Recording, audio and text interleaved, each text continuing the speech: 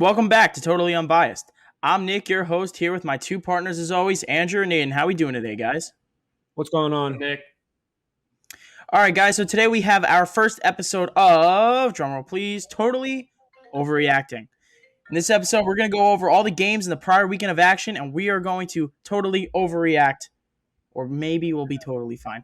We'll see. We'll let you know how this goes. But yeah, let's get into it. So Andrew's going to introduce the first three games to us. And so Andrew, what do you got for us?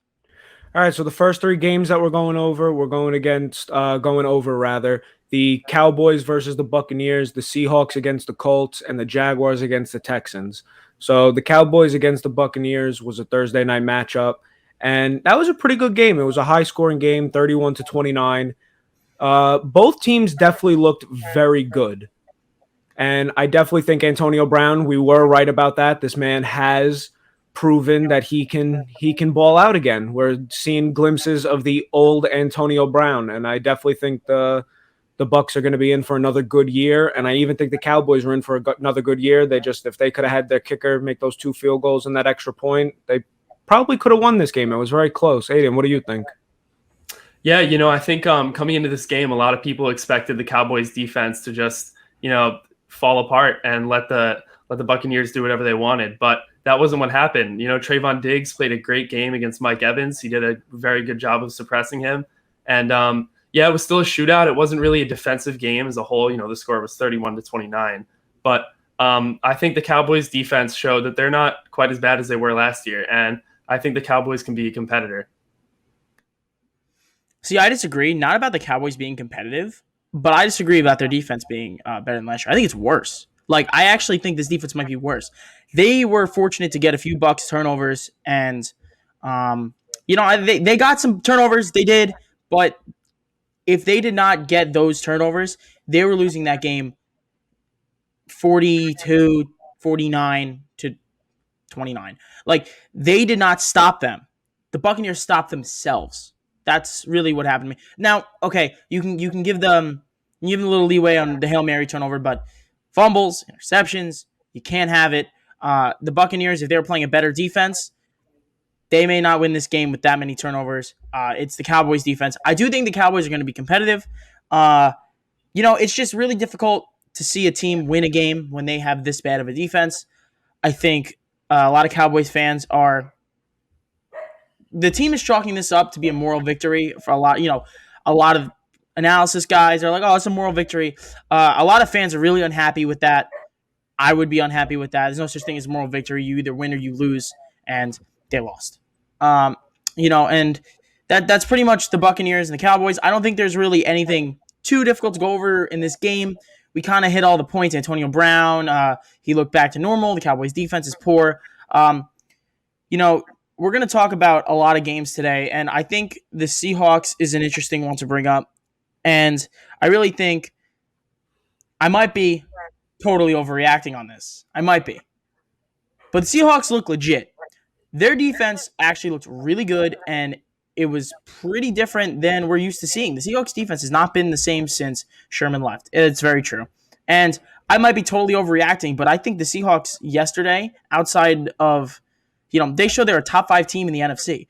Now, again, this is early, but the way that defense played against a great offensive line, and I know Frank Reich didn't take the training wheels off for Carson Wentz yet because of the foot injury.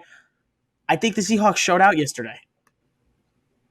Yeah, no, I definitely think they had a good game. I mean, Russell Wilson, just like last year, he came out with a bang. He had 4 touchdowns, 250 yards, no interceptions. He definitely did well. Even Chris Carson did well. He almost had 100 rushing yards, and I'm surprised he did that against that Colts defense. And Tyler Lockett also did Tyler Lockett things. He played very well week 1, nice and early. He had 2 touchdowns, I believe, this game, and he played very well. I'm surprised the Colts defense didn't hold them, but it also doesn't surprise me that the Seahawks have come out with a bang this year. I definitely think they are a team to keep looking at going forward. All right, so, a little bit of a technical difficulty there. Sorry about that, guys. But, the next game we're really going to talk about Texans Jaguars. Not much to talk here. 2 bottom-tier teams. The Texans actually had a nice showing. Trevor Lawrence was a bit uneven in his debut. It's the first time he's ever lost a game in the regular season in his entire football career. That's a little weird. Weird to say. at any level. I don't, I don't get it.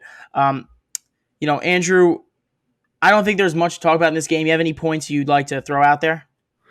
One little point I want to go over real quick is the fact that the Jaguars actually used Carlos Hyde more than they used James Robinson. I mean, neither of them had a plethora of attempts, but it was a little weird to see James Robinson not be thrusted into a big starting role with 15 to 20 touches. He only had one in the entire first half. I mean, it was definitely a bit of an odd thing to see.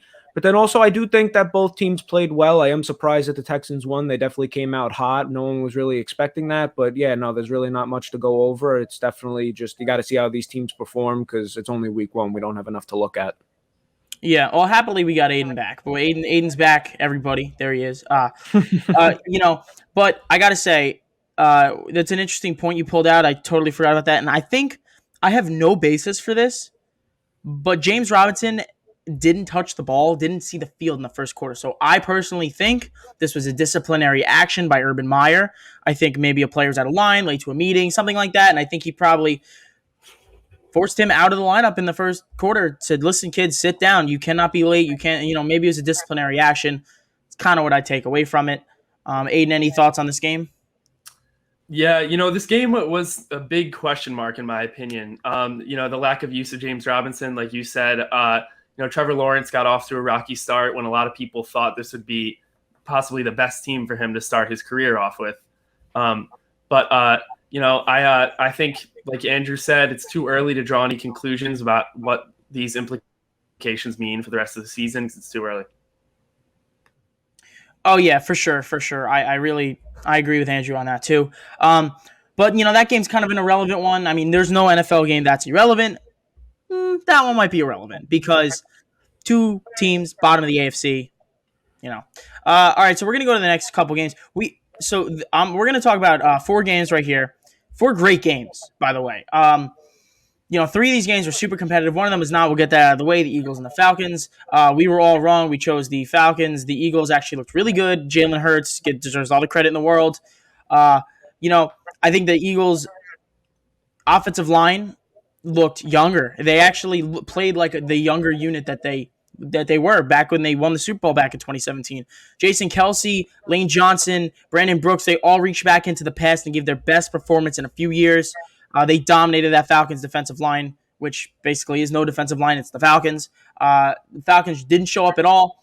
Calvin Ridley disappeared after the first drive. The Eagles defense also looked pretty good.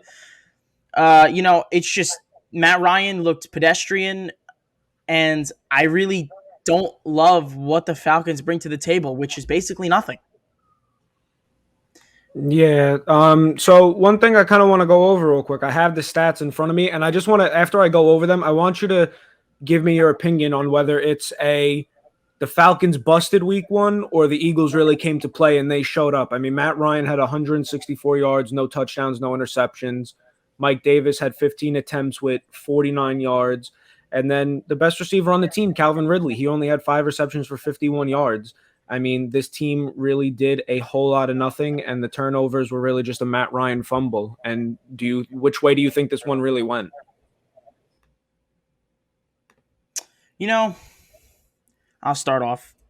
I think this was more the Falcons being horrendous than the Eagles being great. The Eagles played a good game. Jalen Hurts was sharp. He had all day to throw. You put any quarterback in that situation for the most part, you're going to get the same performance. I want to see Jalen Hurts play a real team. And I believe next week they play San Fran. So that is going to tell more about what they actually are. The Falcons, we know what they are. They're an embarrassment. Aiden, what do you think? Yeah, I think the Falcons are one of the most boomer bust teams in the NFL.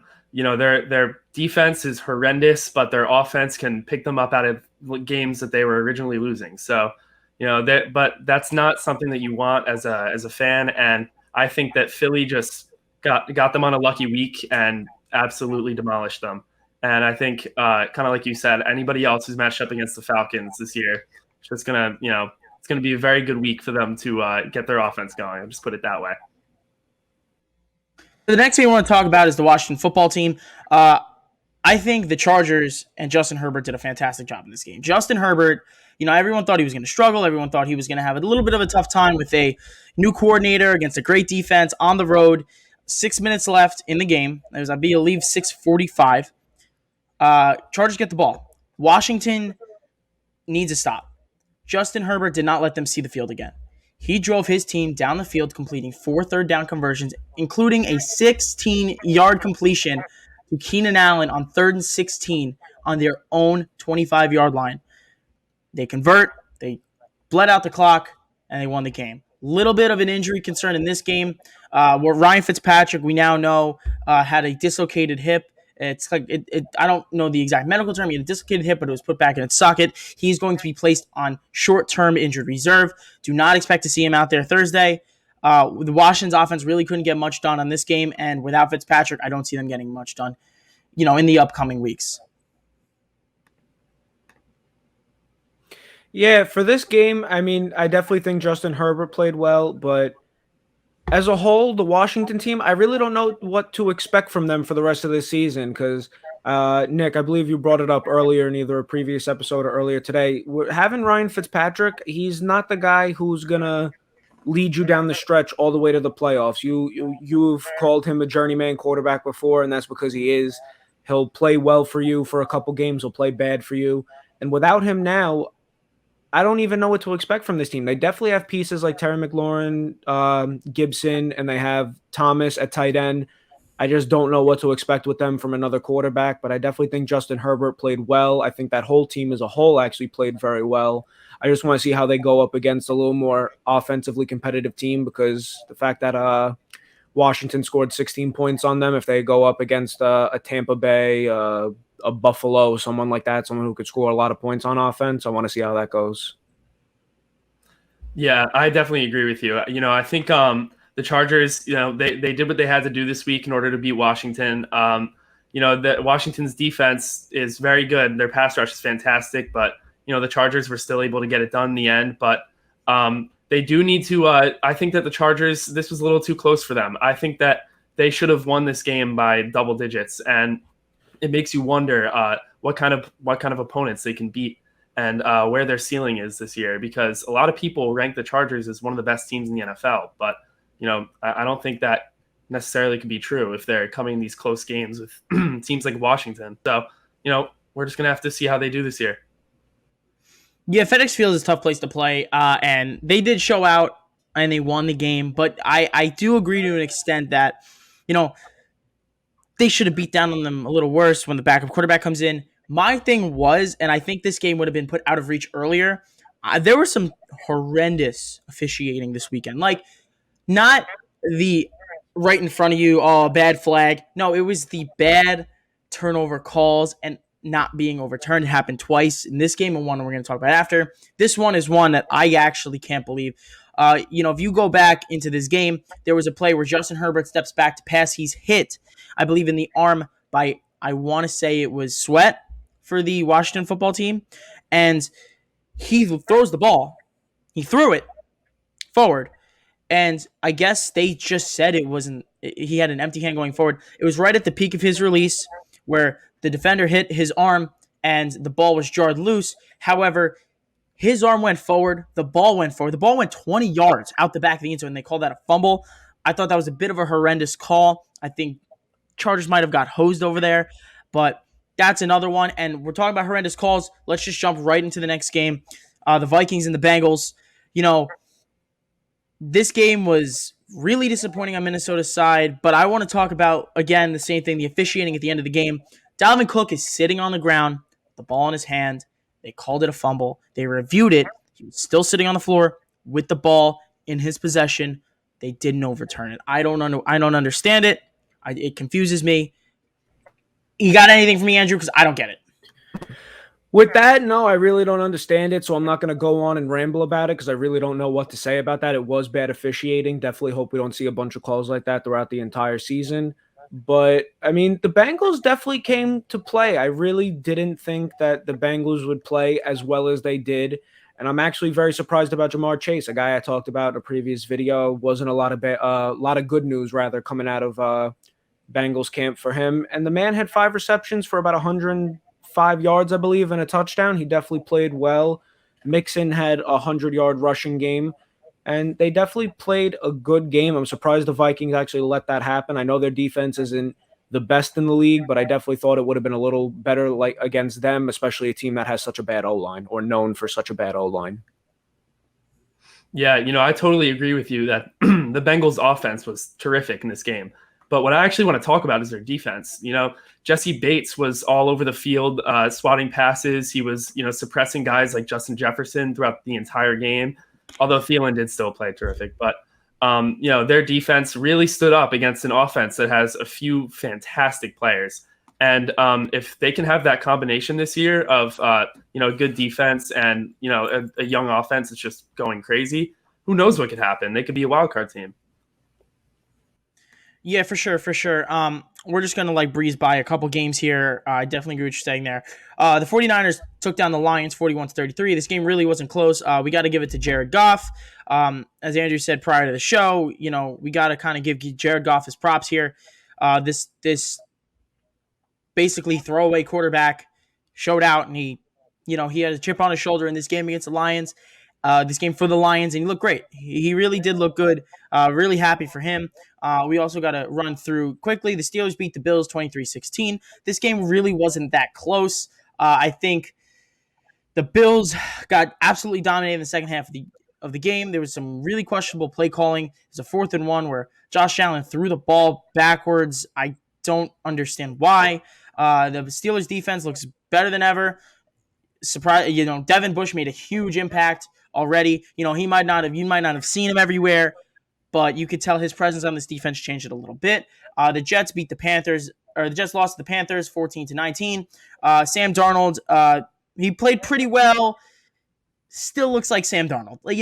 We were expecting a little more. We didn't get it. Sam Darnold, unfortunately, doesn't look like he's the quarterback. He doesn't look like he's that great of a quarterback. The Jets' defense was actually genuinely surprising. I think they're going to take this and chalk it up to positives, but I think it was more Sam Darnold being bad than the Jets' defense being good. But now let's get into a couple games we really want to talk about. We're going to talk about the Cardinals and the Titans first. So the Cardinals won 38-13. They absolutely blew the Titans out of the water. There were huge expectations with this Titans offense with A.J. Brown, Julio Jones. Well, where was Julio?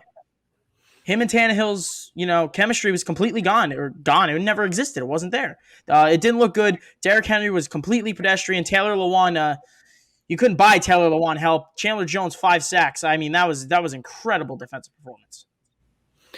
Yeah, no, this game definitely did not go the way I expected. I definitely thought this game would have been more of a shootout. I'm surprised that the Titans offense really was so lackluster. The one part of that offense, though, I wasn't surprised by is Julio just not being on the same page with his quarterback. I definitely think down the stretch, they're going to develop some sort of connection the way Tannehill has one with A.J. Brown, but it's just not going to be there yet. But then the Cardinals, they also came to play on both sides of the ball. That offense was moving early. That defense came in heavy early. They just got the ball rolling, and the momentum was just in their favor for the rest of the way. There was nothing you could do about that.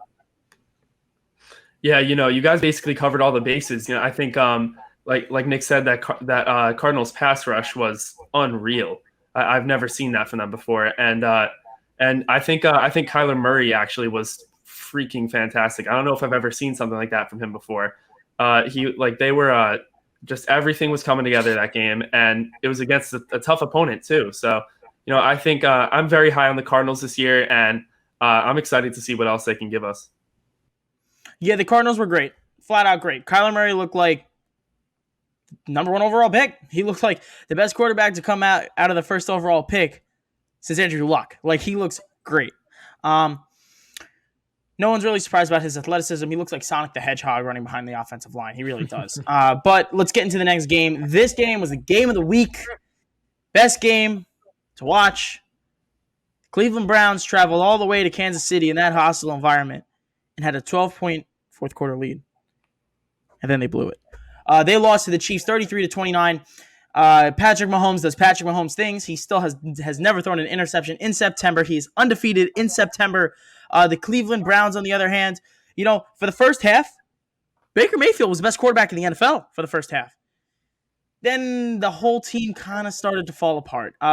They were creative, they were fun. They fed the ball to their running backs in the first half, and I'm not sure why they got away from that. Jarvis Landry was a big part of the game plan in the first half, kind of disappeared in the second half. Baker, the game ended with a Baker interception, which kind of looked like he was trying to throw the ball away. It didn't look like he was trying to force that pass that a lot of people think. Watching the film again and replays of that, I believe he was trying to throw the ball out of bounds, but unfortunately was hit, and the ball was definitely not out of bounds, right into the Chiefs defender's hands. This game was a lot of fun to watch. I think this was the most fun game to watch of the day. Not sure how you guys feel, but certainly how I feel. Yeah, no, as far as one of the best games to watch of the week, it was definitely either this one or the 49ers-Lions game, because the Lions did try to attempt a massive comeback that didn't really go as the way they planned. But back to this game.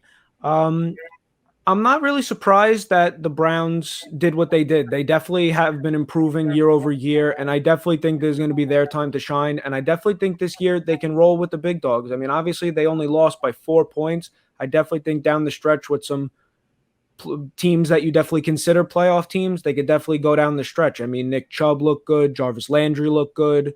They got Kareem Hunt scoring touchdowns with Nick Chubb. So they definitely have a great running game. I just would like to see, I mean, obviously Baker Mayfield had about like 325 yards or something like that, but I definitely think they could get some more passing touchdowns out of there.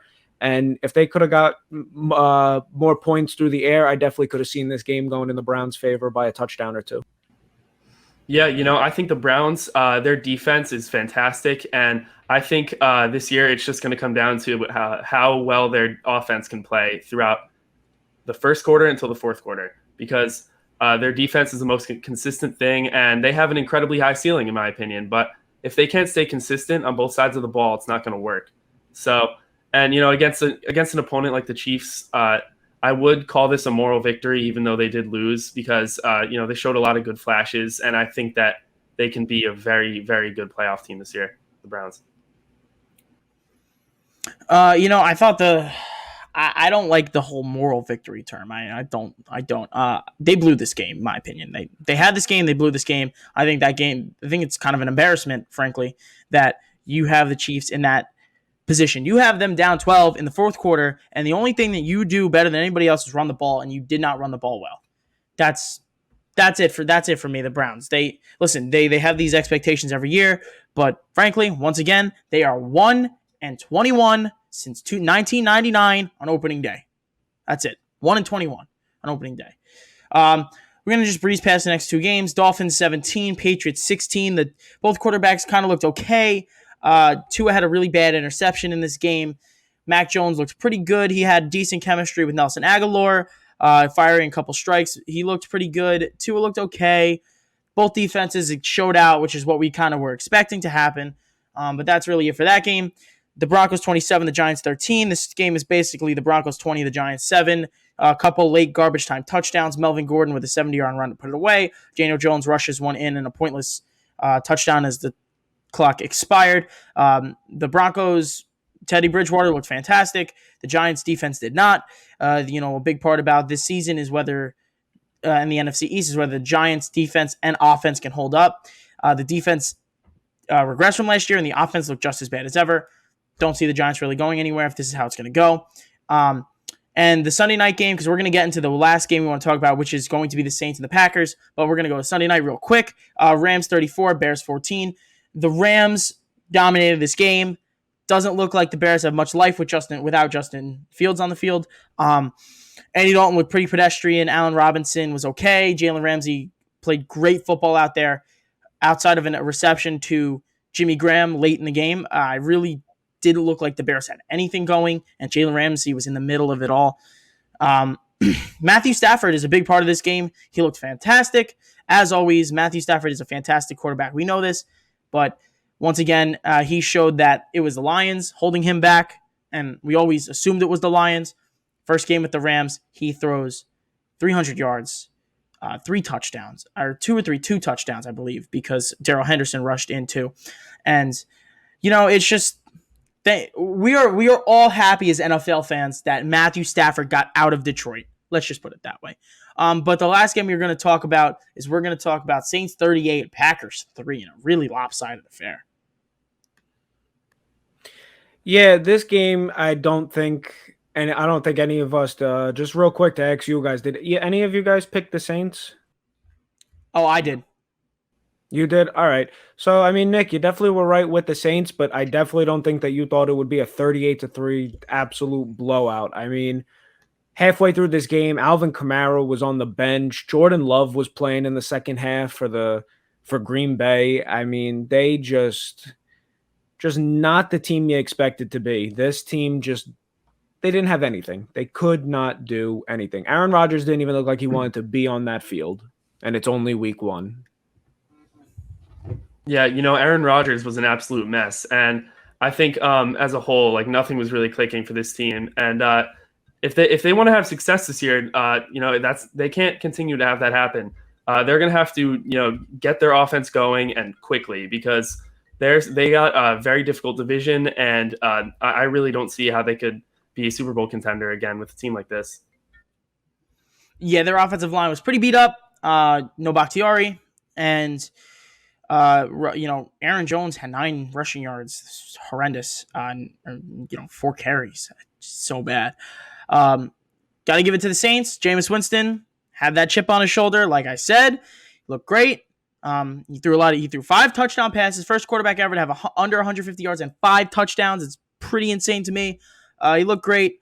But the Packers, pedestrian, like you guys said, they didn't show up at all. Like I don't know who got off the plane, but it turned out to be Man Bun and Aaron Jones, and not Aaron Rodgers and Aaron Jones. So that's really that's unfortunately what we got from the Packers. But tonight we got Monday Night Football on ESPN. I really hope you're not watching it on ESPN. Hope you're watching it on ESPN2. We get the Eli and Peyton broadcast for week 1. We all know how poor ESPN's broadcast crews have been over the years. Finally get something entertaining to watch. We have the Ravens versus the Raiders. Interesting game. We have a few different things going on, but I want to get your guys' pick. Give me your picks. Well, I think this game is really, really intriguing because the Ravens lost their number 1 and their number 2 running backs in J.K. Dobbins and Gus Edwards, and we don't know what we're going to see on the ground from them today. But I think the Ravens are going to come out with the win. I think it's going to be really close, and I think the Raiders are probably going to show flashes on offense. They have a couple weapons like Darren Waller and Josh Jacobs. I think that team could keep up with the Ravens today, but I don't think they come out with the win. I think the Ravens win it. For me, I don't know. I mean, with the Ravens having the injuries that they do, because you also got to remember on the opposite side of the ball, they lost Marcus Peters with a torn ACL. So I don't know what they could do. I really think for the Raiders, both Josh Jacobs, if he stays healthy, because right now he is questionable, he is sick, so we don't know how that's going to go just about yet at the time of this recording. But if he plays, if he doesn't, okay. But then Darren Waller, I definitely think that week 1 he is going to go out. He's going to come out with a bang. He's definitely going to do something, but it's really a toss-up. I see the game being close, but I think I'm going to have to give it to the Raiders just because I don't know how much Lamar can make up for the losses of his running backs with a run game. Yeah, that's a really interesting point. Frankly, Josh Jacobs being sick is not a good thing. When Josh Jacobs is not 100%, we saw last year they leaned on other running backs. They do have Kenyon Drake for this reason, and we don't know what that split is going to be. Personally, I have a fantasy stake in this. I need Josh Jacobs to get 87 yards or less, no touchdowns. But I personally think the Ravens are still going to win this game. I feel like they're motivated, even though they don't have the backfield presence they used to. They have Marquise Brown. They have Sammy Watkins. I know Bateman's out. Mark Andrews is in for a big role. And the defense is still the defense. I mean, they did lose Matthew Judon, which is a big loss. They should have never let him walk. And they lost Marcus Peters. But let's not forget, they have Jimmy Smith. They have Marlon Humphreys. They have a good secondary. I'm not sure really what they're going to be able to do, but I think I'm going to take the Ravens because I just think they're a better team. They have a better quarterback, and they did have a better run game. But with Josh Jacobs possibly being on the shelf tonight, I'm not really too sure. All right, so this has been Totally Overreacting. Thank you guys for watching. Make sure you check out the other videos we got going out this week. Later today, we also got the Big Blue review. We're all Giants fans, so we're gonna have our reactions from the Giants game and all of our analysis. On Tuesday, we're gonna have the fantasy side reacting to the fantasy weekend. Kind of giving you guys what happened, telling you guys what happened, what to expect. Wednesday, we're gonna have fan fight. We're gonna have a fan on the show. They're gonna talk to us about their team. Some maybe things that we think they have misconceptions. We're gonna, get into it a little bit. Thursday, we're gonna have who wins, who loses once again, and we are going to also pick the Thursday night football game that day. We have the New York Giants going down to Washington to play the football team. And on Friday, we will have Fantasy Friday. And at some point during the week, we'll also have the Big Blue preview where we go over the Giants before the game. You can probably expect that video either Wednesday afternoon or Thursday afternoon. But thank you guys for watching. Andrew, give them a couple ways to reach out to us if they need. You got a couple ways to reach out to us. You can follow us on all our socials on TikTok and Instagram. You can follow us at Totally Unbiased. Make sure you subscribe to the channel that you're watching this on right now. Hit that notification bell, like the video, interact with us. We do videos everywhere on all platforms all the time. And you could also follow us on Twitter for daily updates and everything at YT_unbiased. All right, guys. Well, that's it for this episode.